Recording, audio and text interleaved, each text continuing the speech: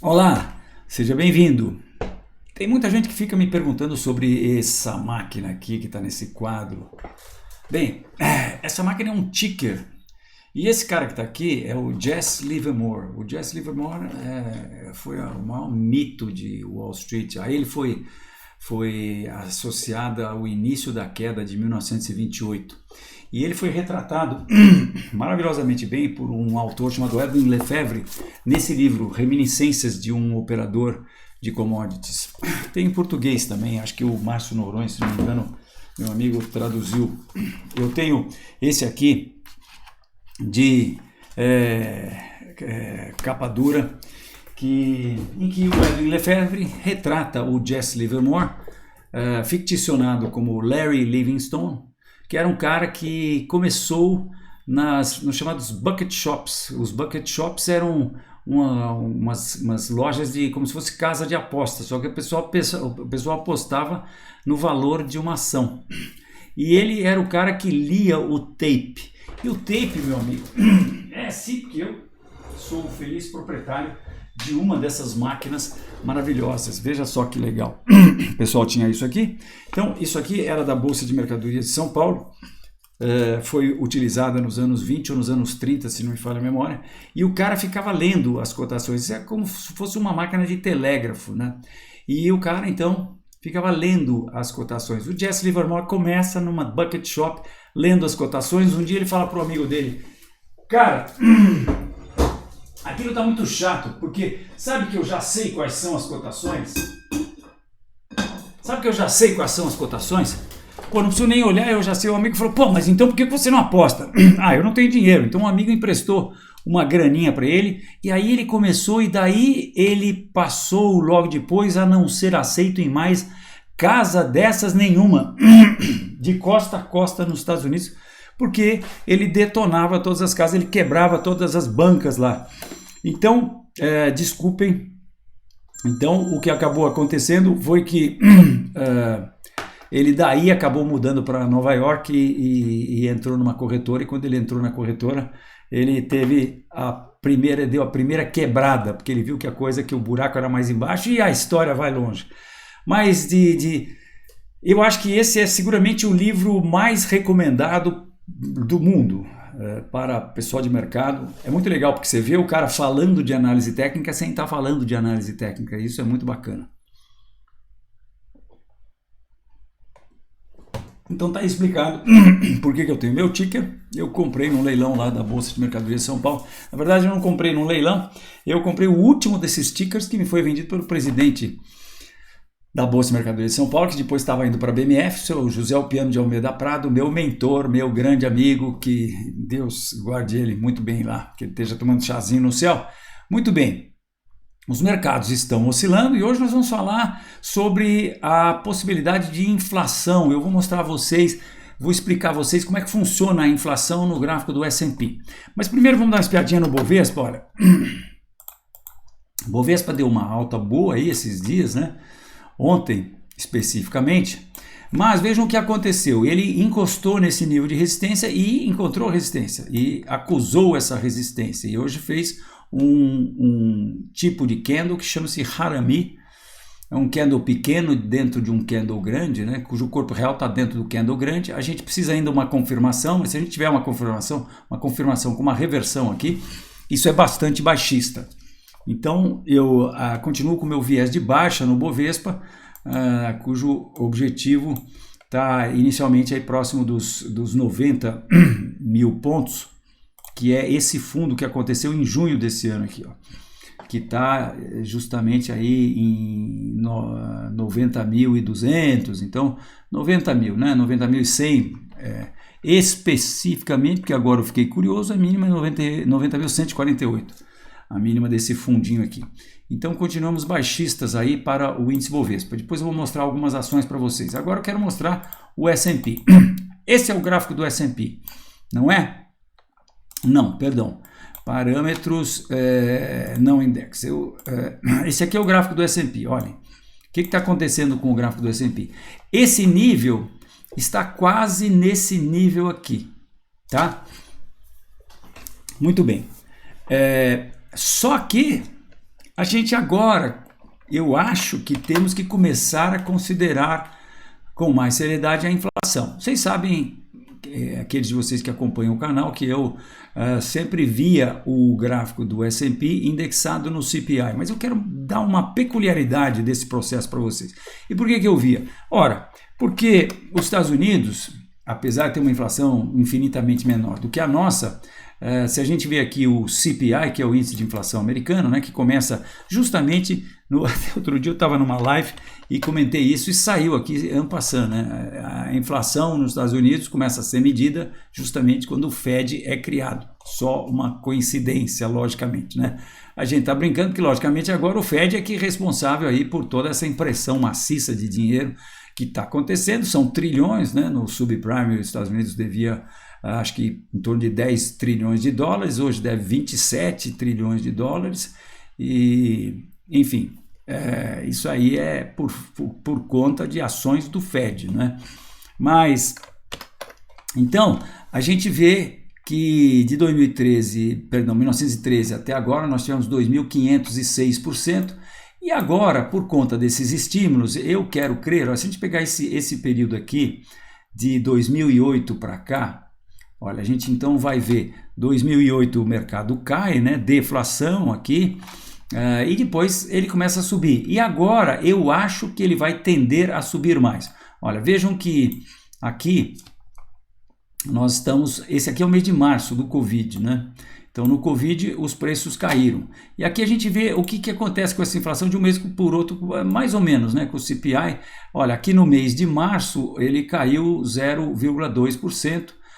Depois no mês de abril ele caiu 0,7%, mas depois de abril para cá, aliás, de abril até agosto ele já subiu 1,4%. Agora a gente vê aqui que nós temos dois índices iguais. Por quê? Isso porque o CPI ele é calculado e só é revelado 45 dias depois.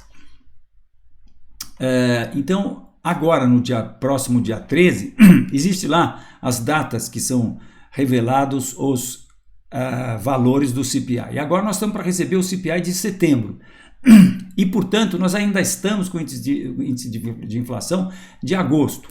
Então, vejam só, esse aqui é o índice de inflação de agosto. Esse é o correto e esse aqui não está certo. Nós estamos só mantendo esse índice porque não chegou o de setembro ainda. Agora, no dia 13 de outubro, ou seja, 9, 10, 11, 12, 13, na terça-feira da semana que vem, nós vamos receber, e eu quero ver se eu falo de novo no próximo vídeo sobre isso. Então, esse índice, ele vai subir 2 quadradinhos aqui, ou 3 quadradinhos. Então, ele vai subir aqui, ou 4, ou sei lá quantos quadradinhos, né?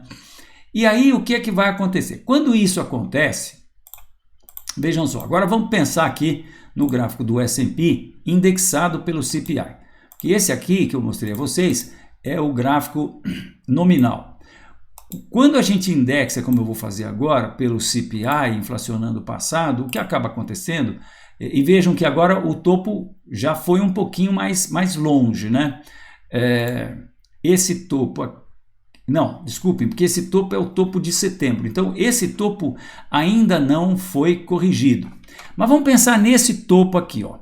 Esse topo aqui, eu estou vendo o valor dele aqui e eu vou anotar esse valor. A máxima é 3.409,76. Então, 3.409,76, certo?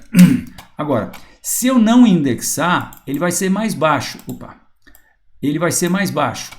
Por quê? Vamos ver o gráfico não indexado e a gente vê de novo esse gráfico aqui, ó. E a gente vê de novo esse valor aqui. A máxima é 3.393. Então, 3.393 contra 3.409. E por que isso?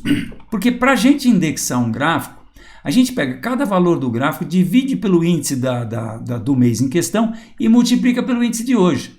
Ora, de fevereiro a hoje, quando a gente vai olhar o CPI, que está aqui, cadê o carinha? Está aqui, né? De fevereiro, que está aqui, fevereiro era esse aqui o CPI. Até hoje, a gente teve um aumento de 0,5. Ou seja, o valor do CPI foi de 258,69 para 259,95. Então, o que a gente faz quando a gente monta esse gráfico, que o software faz, né, é que ele pega esse valor, divide pelo CPI de fevereiro e multiplica pelo CPI, que por enquanto é o CPI de agosto, porque o de setembro não saiu, né? Mas como nós vimos lá, ele teve um aumento de 0,5. Então, ele divide por um número e multiplica por um outro número que é 0,5% maior do que o número anterior. Ou seja, esse valor aumenta. Como a gente faz isso com o gráfico inteiro, então a gente vai aumentar todos os valores de acordo com a oscilação da inflação. Tá? Interessante isso, né? Muito interessante isso. Agora, a gente vê que agora o CPI, como ainda não mudou, então esse topo aqui ainda não foi aumentado. Por quê? Porque esse topo está se referenciando ao CPI de agosto, né? Para a gente calcular esse topo, a gente está dividindo ele pelo último CPI, que é o CPI de agosto, e está multiplicando ele pelo CPI atual, que também é o CPI de agosto. Mas, quando sair o CPI de setembro, nós então vamos estar dividindo esse topo pelo CPI de setembro, que hoje é o que está valendo é o de agosto, né? Mas nós vamos estar então dividindo ele pelo de setembro e multiplicando pelo CPI de setembro também. Então ele também não vai mudar. Se ele tivesse sido em agosto, aí ele mudaria.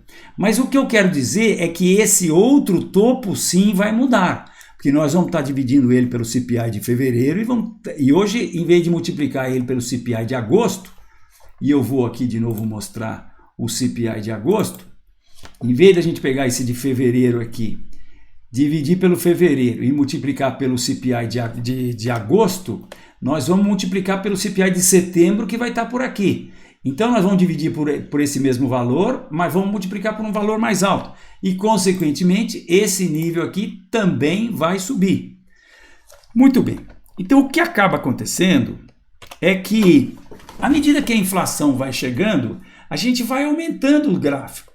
O gráfico histórico todo, você vai dividindo pelos mesmos valores do CPI dos meses respectivos e vai multiplicando por CPIs cada vez mais altos. Ou seja, ele vai cada vez subindo mais, tá certo?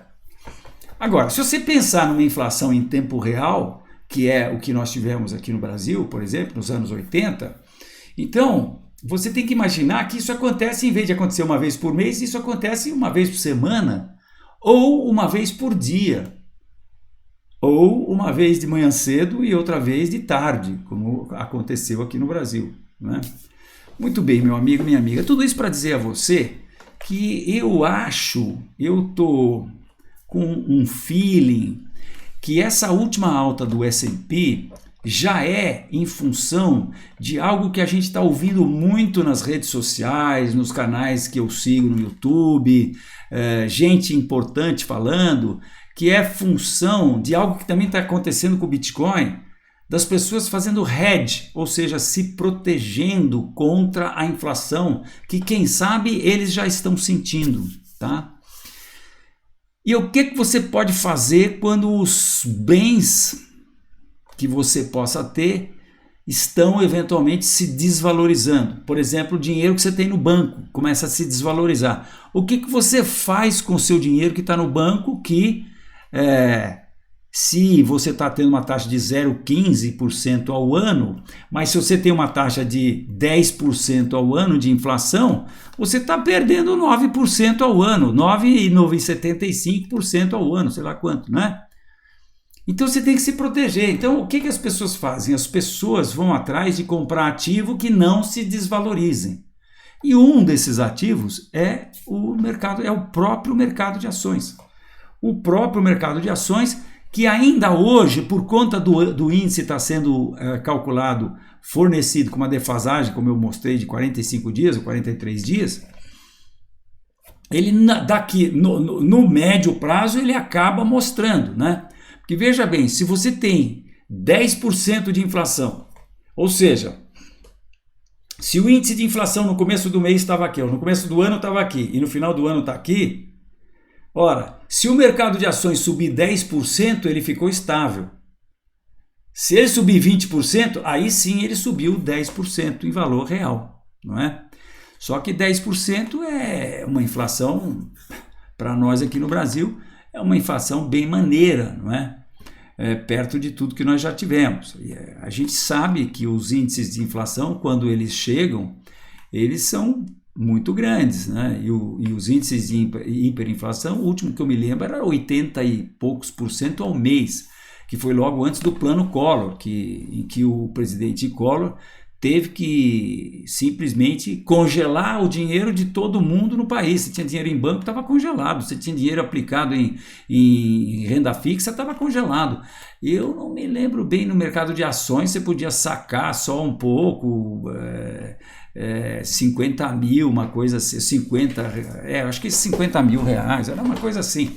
E, enfim, por conta de tentar brecar essa hiperinflação que nós tivemos, né? Foi só depois, no plano cruzado, que aí nós conseguimos finalmente controlar a inflação. Então, eu acho que o que pode estar acontecendo é que, quando a gente volta a olhar aqui o S&P, que está aqui, era esse mesmo gráfico, né? A gente está vendo aí o mercado subir, mas ele não está necessariamente mostrando o que está acontecendo, né? Para a gente deixar isso talvez um pouco mais claro, nos Estados Unidos fica um pouco mais complicado, mas vamos ver, por exemplo, o Vale do Rio Doce, tá? O Vale do Rio Doce está aqui no gráfico diário, teoricamente está rompendo o seu topo histórico, tá? Está rompendo o seu topo histórico hoje. Ele esteve no nível histórico mais alto. Amanhã vai sair nos jornais, hoje vai sair nos jornais. Vale fechou hoje a 61,60. O nível mais alto foi 61,94. O último nível mais alto tinha sido em agosto, aqui no dia 19 de agosto, o fechamento tinha sido 60,04 contra esse fechamento de 61,60 hoje. Muito bem. Mas é isso mesmo que está acontecendo? Não necessariamente. Sabem por quê? Porque se a gente indexar isso pelo dólar, e eu aqui com isso tenho a intenção de tirar a inflação, alguém vai dizer, puxa Fausto, mas o dólar tem inflação, você vai ter uma moeda que você acabou de mostrar que tem inflação. Pois é, mas acontece que o dólar tem uma inflação infinitamente menor do que a inflação brasileira. E é completamente desprezível a inflação do dólar, por enquanto, quando comparada com a inflação brasileira. E você indexar o gráfico de Vale em dólar tem uma grande vantagem, que é o fato de que você vai estar olhando um gráfico que é igual ao gráfico que o estrangeiro olha, porque ele não olha gráfico de Vale em reais, ele olha gráfico de dólar em... ele não olha gráfico de Vale em reais, ele olha gráfico de Vale em dólares. Não é? Até porque quando ele vem para o Brasil, ele está se expondo em dólares, ele quer saber o que está acontecendo com o dinheiro dele em dólares, porque daqui a pouco ele tem que voltar com esses dólares para o país de onde ele veio, não é verdade? Então, quando a gente faz esse exercício, vejam só o que acontece com o gráfico de Vale. Estou aqui no indexado, inflação ano passado, ok? Eu pus um a mais aqui, aí não dá, agora sim foi. Opa, como é que é? Não, Vale não está no seu nível histórico mais alto, Vale está bem abaixo. Opa, Vale não está testando o nível mais alto de pré-Covid. Não, ele está mais baixo e tem mais. Vale está com uma cara feia, porque aquela acumulação lateral, que é essa aqui, vou mostrar de novo, agora fica um pouco mais fácil, que eu já estou com indexador definido. Essa acumulação aqui, quando você vê o gráfico em dólar, quando você vê o gráfico em dólar, ela vira uma formação que parece muito uma formação de topo, cabeça e ombros, né? Ombro esquerdo, cabeça e ombro direito. Agora ela tá subindo, mas, poxa, nada comparado com aquilo. E acabou de deixar um doji, uma estrela, né? Uma reversão aqui. Eu acho que seria bastante baixista. E o rompimento disso aqui também seria bastante baixista. Então, o que eu quero dizer com isso é que Analisar os mercados agora, a partir de agora, se eu estou certo, se o meu feeling está certo, e eu repito, eu estou dizendo isso em função de ter escutado muita gente importante falando que tem muita gente se protegendo contra a inflação. Nós tivemos recentemente, eu até publiquei, veja aqui na comunidade, os meus posts na comunidade, tem um vídeo de uma moça que é bastante popular no YouTube, entrevistando o Michael Saylor, da empresa que eu esqueci o nome, que diz por A mais B que ele tem que proteger os 450 milhões de dólares que ele tem de caixa na empresa dele. Logicamente é um monstro de uma empresa, né? Microtech, uma coisa assim. E para isso ele comprou Bitcoin, né? Agora, tem muita gente que eu acho que tira o dinheiro dos títulos do Tesouro Americano e coloca nos que não estão rendendo nada e coloca no mercado de ações. E isso cria uma inflação para os ativos, para as securities, para as ações. Assim como, eventualmente, tem gente que tira o dinheiro do renda fixa e coloca no mercado imobiliário, no mercado de terras, e coloca em ouro, e coloca em Bitcoin. E por isso mesmo, a gente, se eu estou certo, isso vai estar se materializando, vai estar se denunciando logo mais, principalmente com esse, eu estou muito curioso para saber, terça-feira, qual vai ser o índice do CPI calculado. Como eu disse, vou fazer um vídeo e quero mostrar para vocês a alta naquela escadinha e vou mostrar para vocês o que acabou acontecendo. Vou tirar uma foto do S&P, daquele topo que vai ser influenciado, antes e depois de nós termos o novo índice do CPI de setembro agora. Eu vou estar também agora no canal mostrando, pelo menos para os principais ativos de ações, Petrobras, Vale, os bancos principais, eu quero estar mostrando também o gráfico em dólar, porque vocês viram como é completamente diferente. E o que isso aqui quer dizer? Para quem tem um portfólio, e imaginando que esse cara tem a opção de estar com as suas ações em dólar, com o seu dinheiro lastreado em dólares, existem várias opções hoje, ele pode simplesmente transferir esse dinheiro para o exterior. Então,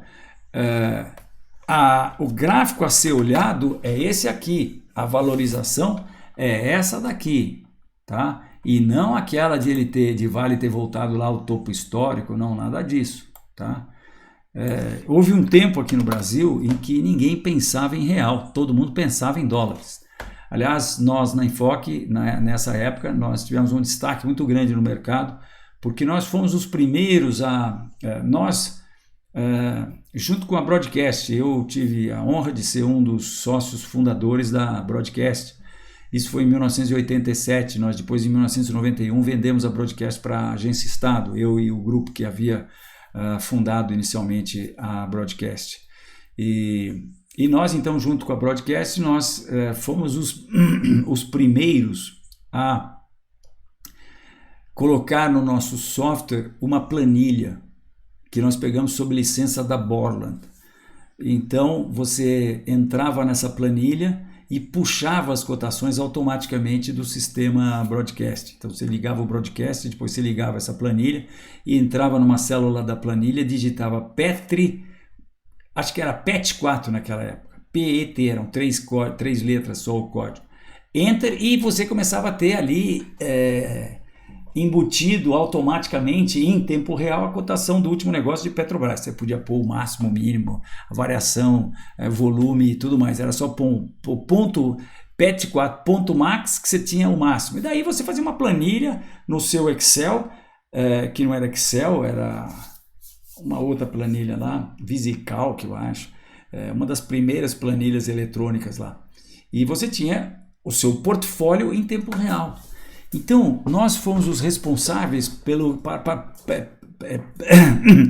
para proporcionar aos administradores de portfólio, aos gestores de fundos e etc. e tal, a possibilidade de eles terem o portfólio de ações deles calculados. O portfólio, quer dizer, o valor do portfólio, da carteira de ações deles calculada em tempo real. Você, meu amigo, minha amiga, não pode imaginar a boom, a revolução que foi isso. Foi um negócio espetacular. Nós simplesmente dominamos o mercado todo nessa época por conta, uma das razões, por conta da nossa planilha. Depois, logicamente, fomos copiados aí pelos concorrentes, mas nós fomos os absolutos pioneiros, como também fomos pioneiros em muitas outras coisas. Fomos pioneiros, por exemplo, em fazer gráfico em plotter, depois fazer gráfico em impressora laser. Depois nós somos pioneiros em fazer o primeiro gráfico em tempo real no Brasil e por aí vai. Hoje não somos mais pioneiros por uma série de razões aí, mas estamos vivos e sabe que você não ser pioneiro é ruim por um lado que os concorrentes passam à sua frente, né? Mas por outro lado é maravilhoso, porque daí você não tem que inventar a roda de novo, é só você ir lá e copiar o que tem de bom no mercado, né? Essas coisas de softwares todas não dá para patentear, então você vai lá, copia, faz um pouco diferente e pega a ideia só e pronto, né? Então isso por um lado é a parte boa também, né? Mas enfim, então é isso aí, já me estendi bastante, vamos voltar aqui para o mercado e eu vou agora analisar os outros mercados.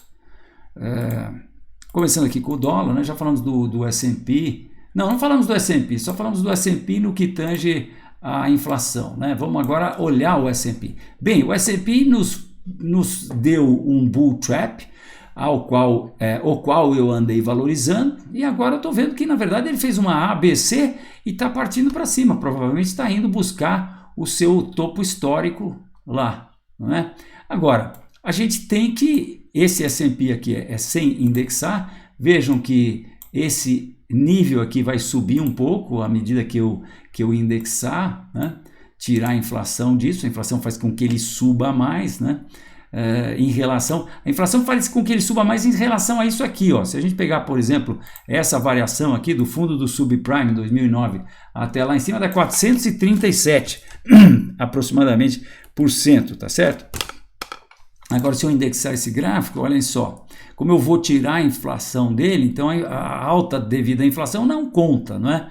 Então, agora sim, eu estou inflacionando aqui pelo CPI e vamos ver qual é a diferença de 437 para apenas 342, né? 437, 342, é uma baita diferença, esses quase 100% aí foi a inflação provavelmente que teve nesse período. Aliás, vamos medir quanto foi a inflação de 2009, aqui, vamos ver aqui, março de 2009 até atual, a gente vem aqui no CPI, e pega a inflação de março de 2009, que está aqui, até o atual. E março de 2009 está aqui, janeiro, fevereiro, março. Março de 2009 até aqui deu 22%, né?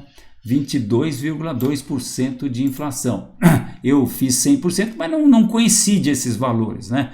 Isso aqui é porque você vai tendo um processo exponencial aqui quando você mede essa inflação. Mas vamos lá, nós já estamos aqui com o fechamento do Nasdaq também, para a gente dar uma espiada, né?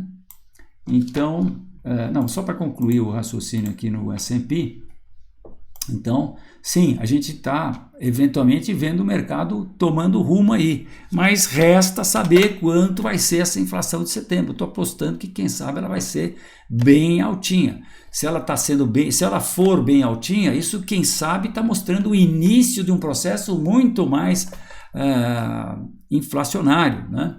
E se a gente está com um processo muito mais inflacionário, o que nós estamos vendo eventualmente agora já é o mercado subindo por conta dessa inflação. Agora, e daí, como é que a gente vai medir? Bem, a gente vai medir dessa maneira que eu mostrei. A gente vai tirando a inflação do gráfico. Só que nos Estados Unidos a gente só tira a inflação depois de 43 dias, né? Mas quem sabe esse índice não vai, o próprio mercado vai exigir que esse índice, ao invés de ser 45 dias, possa baixar para ser divulgado a cada 30 dias, e se começa a subir muito a inflação, vocês podem estar certos que o negócio começa a ser divulgado a cada 15 dias, e se houver mais inflação ainda, vai ser a cada semana e assim por diante. E aí a gente vai acoplando isso e vai vendo se subiu de fato ou se está andando de lado por causa de uma inflação alta, né? Mas vamos lá, aqui está o Nasdaq, então, Nasdaq 100, que também, né, isso aqui está agora parecendo uma ABC e está com toda a pinta, até porque ele escapuliu desse cara aqui. Logicamente, a gente vai ficar de olho para ver se não vamos ter um bull trap aqui, se não vai fazer uma reversão, mas não está com cara não, está com cara, olha, ele está com cara que ele fez um pequeno fundo aqui, fez uma ABC e vai lá buscar o seu topo histórico, né? Muito bem, o dólar, por outro lado, mostra, quem sabe, um pouco de dinheiro de estrangeiros voltando para o Brasil, tá? Não sei exatamente, mas de qualquer forma não descaracterizou nada ainda, né? Isso aqui continua sendo, no meu entender, uma acumulação de continuação. Nós tínhamos essa pretensa reta de resistência aqui, por enquanto ele apenas teve um pullback a essa reta, depois de ter testado essa resistência aqui que está no 5,68, que é um nível para se ficar de olho, e temos esse suporte a 5,48, se for rompido o mercado volta, quer dizer, ele entra de novo para dentro dessa grande acumulação aqui, para a força gravitacional dessa acumulação aqui, e deve vir no mínimo pegar essa reta, essa retinha aqui de suporte aqui pelos 5,30, ou quem sabe vem buscar esse último fundo aqui a 5,24, né? Mas por enquanto eu estou completamente com viés completamente altista aí no dólar, que acaba coincidindo com o meu viés baixista no Bovespa, né? Por conta de a gente estar tendo aqui bom, primeiro por conta de a gente ter rompido esse nível de resistência aqui, ter constatado que o vendido ganhou essa batalha, e depois agora por ter tido um sinal amarelo aqui já, né, meio caminho andado para uma reversão, porque tivemos um candle grande e um harami, que ainda precisa ser confirmado, mas tá com pinta de que volta a cair na segunda-feira, ou melhor na terça-feira, porque segunda é feriado. Então é isso, agora eu quero mostrar para vocês aqui nos indicadores mundiais. Alguém teve me cobrando que eu não falo mais de ouro. Pô, Fausto, você não fala mais de ouro. Olha, o ouro rompeu o nível histórico, né? O topo histórico, que era esses 1.900, e vamos ver o que ele está fazendo aqui. Olha, ele voltou, caiu, quer dizer, desculpe, voltou, acumulou-se, rompeu a acumulação para baixo e agora acaba de romper para cima de novo essa acumulação. Então, isso é parecido lá com o S&P, né? O que isso está indicando para a gente? De repente a gente pode até pensar em passar isso aqui. É uma retinha meio sem vergonha. Acho que o mais importante é a gente ficar com o fato de que esse nível aqui parece estar sendo rompido, foi rompido hoje, né? Se a gente puser aí um gráfico de 1 hora, não, parece, né? Porque se a gente pega isso aqui e traz acho que não vai dar um canalzinho aqui, mas de qualquer maneira estamos falando de curtíssimo prazo, né? Mas acho que a chance é boa de que o ouro esteja subindo, né? E por que será que o ouro volta a subir depois de uma pequena correção, que a gente achou que talvez fosse um bull trap? A gente vê que é mais provável que tenha sido apenas um pullback. Pô, mas ele entrou para dentro. Mas ele deu, a gente pode imaginar que ele deu uma alfinetada aqui para dentro desse nível, né? Se a gente vai ver esse nível aqui também, que aconteceu em 2011, ó, a gente vê que tem só um pouquinho aqui, né? Então, só um pouquinho de atividade aqui, 2 candles de atividade aqui. Então, na verdade, a atividade maior começa aqui a partir desse candle, do corpo real desse candle aqui, 1881. Aí vamos ver até onde o mercado chegou aqui, nesse pullback. Nesse pullback, 1881 está aqui, nesse nível aqui. Ele passou um pouquinho para baixo, né? Então, sim, eu acho que isso aqui é só está com toda a pinta de ter sido só uma reação, uma correção da tendência de alta, que acho que deve continuar, e o ouro deve ir buscar seus próximos níveis de resistência aí, a 1976, 2000, logicamente, né? E o topo histórico lá, que está nível mais alto, foi 2070,8, com fechamento mais alto a 2064,20, então estou altista aí no ouro. E para o Bitcoin, logicamente, não podia ser diferente, né? O Bitcoin hoje já teve uma alta boa, então vamos ver o que dá para a gente falar no Bitcoin. Olha, não é que o Bitcoin, aqui no gráfico de 1 hora, não é que ele teve uma alta muito grande ontem e hoje teve uma outra alta. É mais do que isso, né? Porque a gente vê no gráfico horário que ele, nessa primeira alta de ontem, ele rompeu essa retinha de resistência aqui. Depois de ter rompido a reta, ele se acumulou numa bandeira de alta e escapou. E tudo indica que ele está fazendo uma outra bandeira de alta. E isso aqui, provavelmente, então, desemboca num processo de 1, 2, 3, 4 e 5.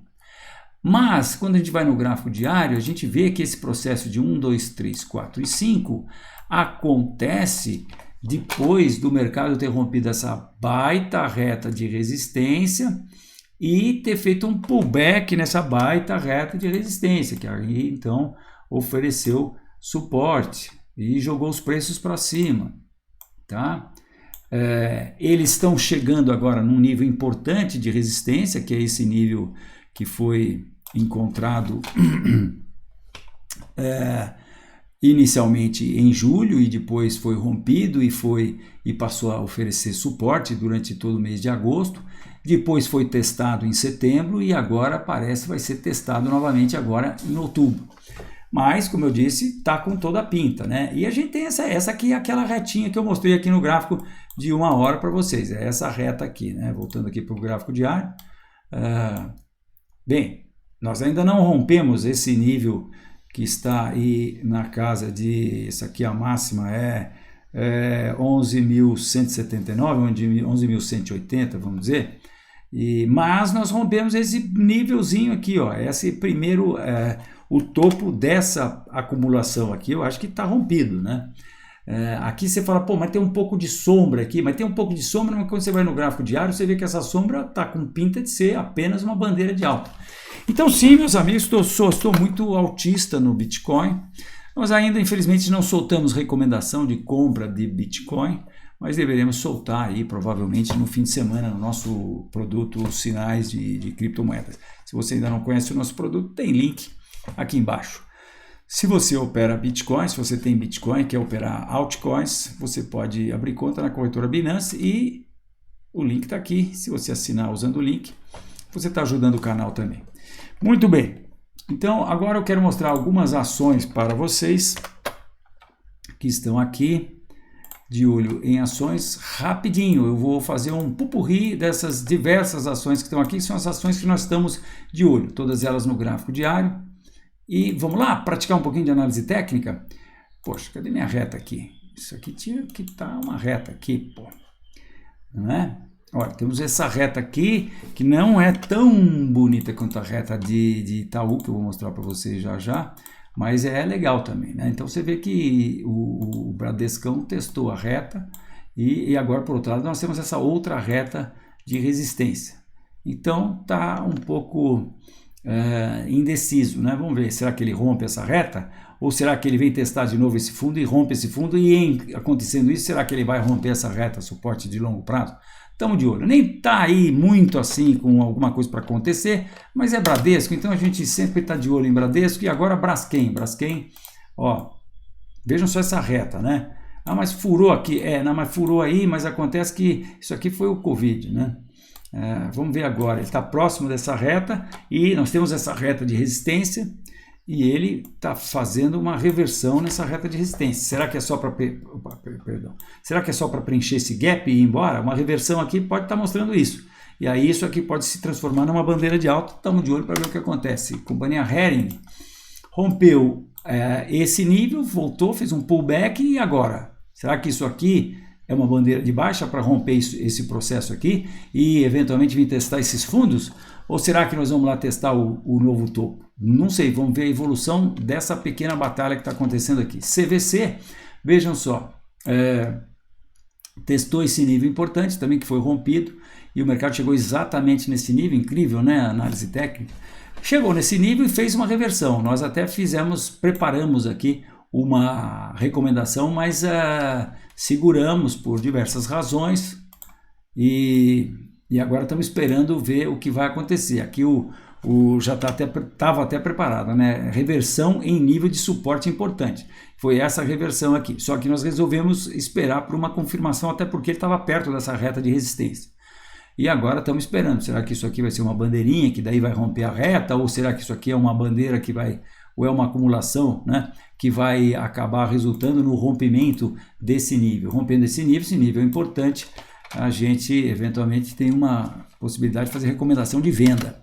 Cirela, olha, Cirela foi uma pena, a gente estava com uma recomendação de compra e a recomendação foi aqui quando ela estava rompendo essa retinha, nós achamos que ia, mas aí por conta desse candle aqui e no dia seguinte ficar meio indeciso, a gente acabou caindo fora, saímos mais ou menos em casa. E agora? Bem, agora Cirela, que está aparentemente sendo beneficiada porque tá tendo um aquecimento aí no setor imobiliário, tá com cara que vai testar esse último topo. Não dá para entrar agora, porque olha, o objetivo você não dá para projetar mais do que esse último topo, né?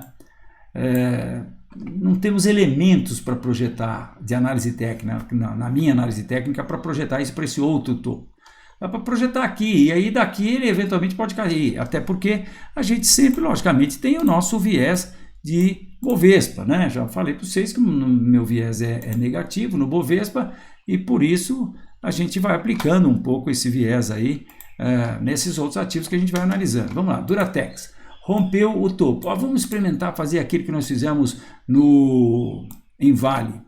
Vamos dar uma indexada pela inflação EUSCOM. Vamos ver que cara ela tem com EUSCOM. Vejam só que diferença brutal que a gente tem, né? Nós estamos vendo Duratex romper o topo histórico, quando na verdade, olhem só o que está acontecendo. Ele não chegou ainda no topo anterior ao Covid, tá? Então, deixa eu voltar aqui, tirar isso, porque senão depois eu vou me confundir. Parâmetros não indexada, e volta nessa situação que ele estaria rompendo o topo histórico, né? Próxima é Eco Rodovias, que está testando esse nível também, várias ações fazendo exatamente a mesma coisa, né? Romperam aqui essa base de fundo pós-Covid e voltaram a sentir o suporte aqui. Essa aqui parece estar fazendo uma deriva, mas fez uma reversão ontem, mas não confirmou hoje, né? Pelo contrário, né? Isso aqui parece que está testando esse nível com chance de romper para baixo. Por isso de olho. Exetec também da área de construção, mesma coisa, rompeu essa base aqui e está se acumulando no que parece ser uma acumulação de continuação. Mas é o tal negócio, a gente está com stop aqui e o objetivo tem que ser aqui, ó. E não dá trade isso daí, não dá uma situação de 2-1 legal. Então, mas estamos de olho, vendo se dá uma chance melhor. Gol caiu, teve uma recuperação espetacular. Isso tem cara de uma acumulação de continuação. 1, 2, 3, 4. Isso aqui está com cara de ter mais uma perna para cima, que deve chegar aqui nesses topos aqui, ou pelo menos nessa faixa aqui, né? Então, autista aí para Gol, a gente fica de olho para ver se temos uma indicação legal de que isso vai acontecer de fato, e aí soltar a recomendação. Próximo é Grupo Natura, que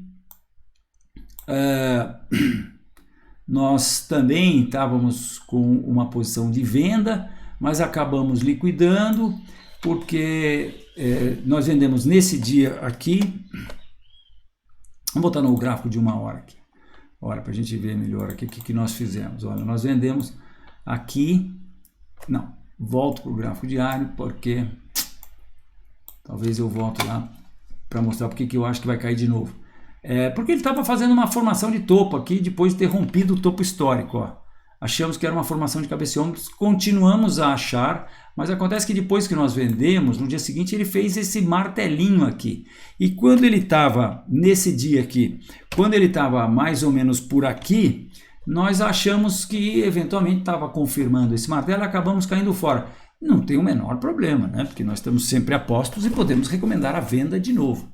Agora vamos esperar definir um pouco mais esse processo. Eu mostro aqui de novo o gráfico de 1 hora para vocês verem o que nós estamos vendo nesse processo. Olha, nitidamente um retângulo de baixa. Só que hoje ele estava no fechamento, isso engana um pouco, né? No fechamento ele estava nesse nível aqui e aí acabou fechando na máxima do dia aqui. Então não escapou ainda dessa acumulação. Mas na terça-feira, quem sabe a gente não vai ser presenteado aí, né? O próximo é Ipera, que Olhem só que magnífica reta de resistência, meus amigos. Olha, isso vem de 2008, nós estamos falando de 12 anos de reta de tendência de alta, né? Então, quando a gente vê essa reta ser rompida, pô, você pode estar certo que o cara ir ali no ponto 618 do Fibonacci é uma mole, né? Só que acontece que nesses processos de tendência de alta de longo prazo, quando ele vai no ponto 382, eventualmente de hoje para lá, nós estamos falando em 34% de baixa, né? Isso se for no ponto 618, se ele resolver corrigir, fazer um processo de 50% de reversão, que faz um monte de vezes, nós estamos falando em 48%, quase 50% de baixa. E por aí vai, né? Então, realmente, eu continuo achando que o mercado tem um risco que é muito maior do que muito gestor entende que seja o risco dele. Eu acho que o risco hoje é muito, muito, muito grande. E, logicamente, agora com essa nova variável, né, de nós termos aí a inflação batendo na porta. Então, temos que ver o gestor que tem condições de pegar o dinheiro e colocar em renda fixa, ou colocar em dólar, ou colocar em ações brasileiras. Se ele tem essas opções, ele precisa começar a medir o dinheiro dele em algum ativo melhor, né? O dólar também, por outro lado, vai ter... Bom, antes de terminar, vamos ver o dólar index. Falei bastante no vídeo de ontem, né? E vamos dar uma espiadinha nele. E eu vou tomar uma gasolina aqui. Não é vodka. É água mesmo. Quem sabe hoje à noite, né? Um drinkzinho, sexta-feira e tal. Mas vamos lá, estamos terminando aqui. Por outro lado, nós temos que levar em conta que Ipera teve essa alta aqui bastante significativa aí no final de setembro, começo de outubro, mas o que ela fez? Como é importante, né, a gente ver um negócio desse, né? Só que tem gráfico que vê isso, né? E logicamente você precisa ter um certo olho, né, para entender que esse topo aqui, esse fundo aqui, esse outro fundo aqui, esse topo aqui, esse fundo aqui, esse fundo aqui, essa acumulação aqui e esse topo aqui é tudo a mesma, é farinha do mesmo saco. Isso aqui é tudo tecnicamente o mesmo nível, que está aí nos 32, número redondinho, tá?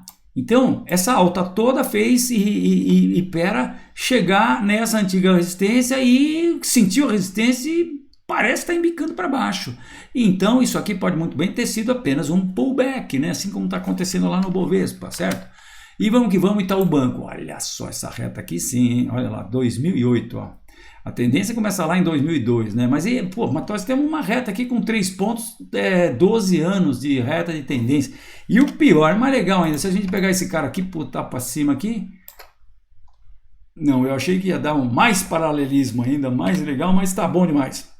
Olha, a gente vê que Itaú está testando perigosamente a sua reta de tendência de alta, né?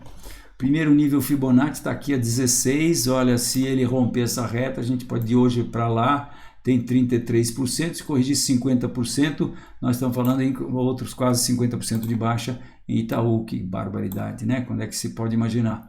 Mas o que aconteceu? Ele encostou na reta e pum para cima, só que pum para cima e acabou segurando aqui nessa acumulação, que tem esse topo aqui. Então, se houver uma reversão, isso aqui... Esse conjunto de candles forma o que a gente chama de harami, que é a mulher grávida, né? Esse aqui é o bebezinho dentro da barriga da mulher, é um candle pequeno dentro de um candle grande, já vimos outro hoje, né? E eventualmente se tivermos reversão aqui, e isso aí está mostrando não só uma reversão, mas sim a possibilidade de que essa reversão esteja indicando para nós que a reta suporte, essa de 12 anos, será rompida, né?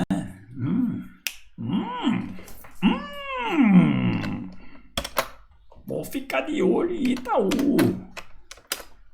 Infelizmente é para venda, né?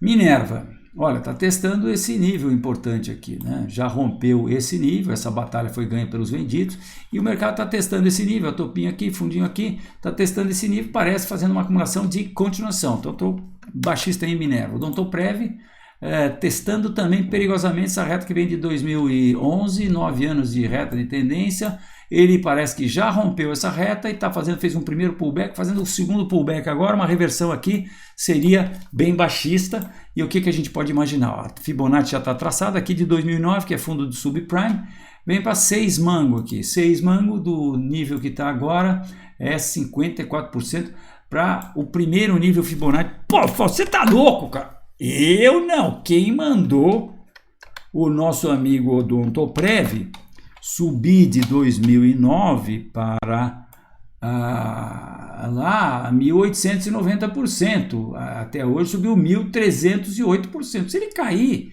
cara, para o primeiro nível Fibonacci, ele ainda terá subido 540%, olha só, do fundo do subprime para cá. Ou se você preferir, você pode pôr do topo anterior ao subprime para o primeiro nível Fibonacci, ainda dá 118%. Pô, é coisa pra caramba, não é verdade? Então é assim, quando os caras saem desinvestados e vão lá, eles passam pelo valor real e vão lá no Deus me acuda do nível de super, hipervalorização. Eu não tenho culpa. Isso passa a requerer uma nova correção de volta para o valor real. Só que o valor real, muitas vezes, quando ele sai desinvestado, ficou lá embaixo. Vai ter que voltar lá para o valor real. E aí dá aquelas desesperos, né? Eu estou muito preocupado porque você aí que entrou na bolsa agora, cara, fica esperto, cara. Fica esperto, tem um risco grande aí, viu? Bolsa de valores, renda variável é o que diz, é variável, ganha e perde. Agora, nós estamos numa situação muito prejudicados, né? Porque faz muito tempo que quem segura ações se dá bem, mas não é sempre assim. Você vai ver algumas crises que aconteceram que as pessoas entraram pelo cano.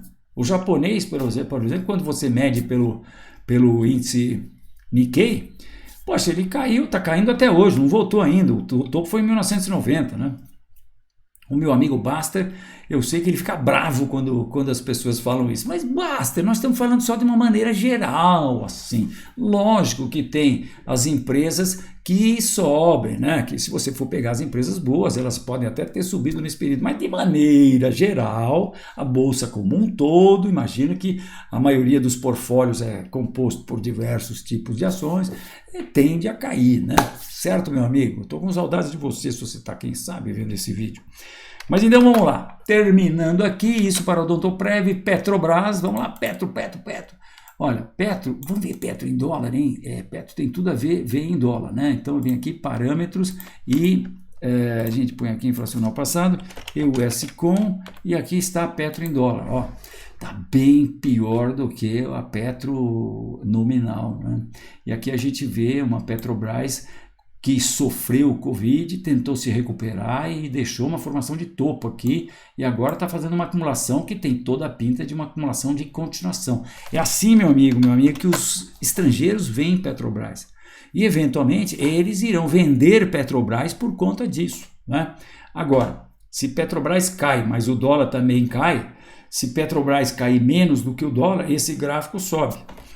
Se os dois caírem, Petrobras cair mais do que o dólar está caindo, isso aí vai cair, né? E assim por diante.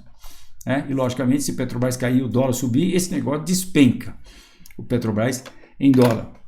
Mas vamos voltar aqui então para parâmetros Petrobras não indexada, que no final das contas como a gente vê o nosso portfólio aqui, né? E constatar que eu tenho dito que acho que fizemos um topo redondo aqui, uma coisa difícil de acontecer aqui no mercado brasileiro, mas acho que a gente pode chamar isso de topo redondo. E isso aqui está com pinta de ser uma acumulação de continuação. Então, estou achista para Petro. Qualicorp rompeu esse nível, voltou, vamos ver se vai fazer um pullback. Parecia que era um pullback para fazer um pivô de alta, mas não foi, deixou um topo inferior ao último topo. Agora está pela segunda vez testando esse nível. Quanto mais vezes bate num nível, maior a chance dele romper esse nível. Rompido o 31, isso aqui fica um bull trap e aí seria bastante de baixa. A Randon rompeu o seu último topo, mas hoje deixou um candle de um harami, né? Um shooting star e junto com esse outro candle forma um harami. Então acho que pelo menos uma correção aqui até o seu último, a resistência que foi rompida aqui, que é a 13, que é essa resistência desse fundo aqui, tá? Então acho que possível uma queda aí para essa resistência. Vamos ver se isso aqui não se torna um topo principal, né? Olha só esse triângulo descendente de Ser Educação. Estamos de olho aberto aí nesse triângulo descendente, ou se preferir um triângulo simétrico, dá na mesma, né? Uma acumulação de continuação. E aí, se romper até onde vai? Cara, se romper, olha, você está rompendo isso tudo aqui. Pô, isso tudo aqui projeta, sabe o que? Ó? Projeta mais ou menos isso aqui para baixo. Então ele vai buscar o fundo histórico lá, ó. Ele vai buscar lá embaixo, olha só. Uma ideia que é do peru mesmo, né? Olha para onde projeta, né? Peguei mais ou menos aqui entre esse topo e projeta para cá, né? Ou você pode também pegar, vou mudar isso aqui um pouquinho agora, vou fazer assim, e vou fazer não mostra, e vou fazer pá, e aí fica mais simplesinho. Você pega esse cara aqui, que é a mesma coisa, e projeta ele para baixo a partir daqui, e vem dar aqui no topo, aqui nessa resistência aqui próxima, diz que é mais ou menos lá pelos R$8, né? Bastante baixista em Ser Educação. E agora Siderúrgica Nacional, que está testando esse topo aqui, e aí, vai, não vai? Olha, os comprados estão pastando aqui para dar conta das ordens de venda que estão aqui, né? Será que isso daqui é umas indefinições, uns dojizinhos para cair, ou se isso aqui é uma bandeirinha? Não sei. Vamos esperar o mercado dizer para a gente que é a melhor coisa que a gente faz. Taesa rompeu essa pequena retinha de curto prazo e parece estar fazendo uma bandeirinha de baixa. Estamos de olho nessa bandeira de baixa. TOTUS está, depois de ter rompido o seu topo histórico, né? Logicamente, se a gente for no dólar, não vai ser topo histórico, né? Mas ele está aí, vai, não vai, fez que vai, está querendo nos dar um bull trap. Então, se romper esse 26 e pouquinho aqui, eu acho que é um topo principal acontecendo no topo histórico, chance de ele ter uma correção mais acentuada, acho que dá fácil um trade de venda. Vale, nós já falamos de Vale, né? Ele está rompendo, mas veja bem, hoje rompeu com um candle sem vergonha, né? Então, temos um doji aqui, um gap, um doji. Se terça tiver gap para baixo, é muito baixista essa formação de reversão que estará se mostrando. Eu acho que uma reversão aqui na terça-feira é para enfiar a botina e entrar numa posição de venda. E, logicamente, para quem tem Vale, tem que pensar seriamente em cair fora, né? Finalmente, Via Varejo, que está aqui na situação também de ter rompido o topo, voltou, fez que ia fazer um pivô de alta, mas não fez. Será que ele fez uma ABC e agora vai retomar? Ou será que daqui ele despenca e daí terá produzido um bull trap para nós? Não, tem mais uma, temos VEG. VEG, olha, tá com uma cara boa, só que não deu chance, né? Abriu o gap e não parou mais. Nós estamos esperando ver se ela dá uma mole para a gente e nos faz uma bandeirinha de alta. A última coisa que eu tô curioso pra caramba para ver aqui, parâmetros, vamos botar isso aqui em dólar, já está com o código lá, e vejam que mesmo em dólar, VEG está lá no topo, né? Motores elétricos. Então, pelo jeito, o mundo está precisando de motores elétricos aí depois da pandemia, esperando uma bandeira de alta aí para VEG. Portanto, deixa eu tirar aqui, não, eu não indexei não, agora que eu indexei. Ó. E em tendo indexado, a gente vê que ele está exatamente no topo histórico, né? Aliás, rompeu por um pouquinho o topo histórico hoje. Mas como deu essa espichada aqui, não sei não, vamos esperar. De qualquer maneira, numa situação ou noutra, aqui em dólar também, você teria que esperar por uma bandeira de baixa. Volto a não indexar. E é isso aí, meu amigo, minha amiga. Se você gostou do vídeo, se você curtiu a nossa análise técnica, fale para os teus amigos, publique aí nas suas redes sociais, não esqueça de dar um like se você gostou e assine o canal. E também não se esqueça de clicar no sininho para você ser avisado dos próximos vídeos. Tá acabando aqui minha coleção, já gastei quase todos. Um abraço, bom feriado, te vejo na próxima.